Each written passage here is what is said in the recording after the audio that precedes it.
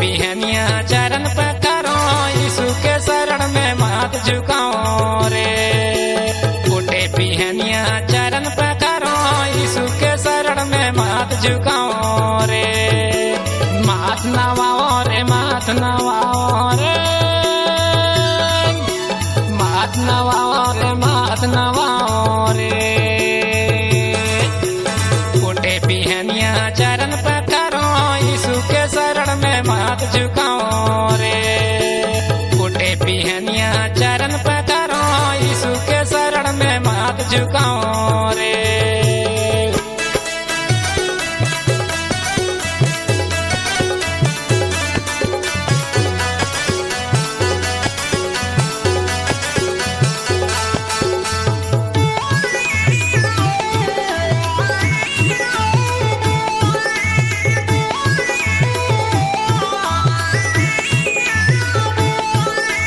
दुखियों के दुखला कैसे हरैया रे,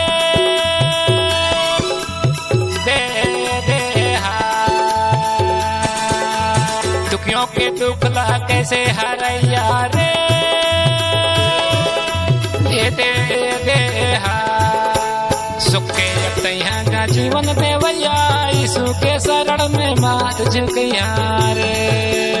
सुख के तैया का जीवन देवैया यीशु के शरण में माथ झुकैया रे।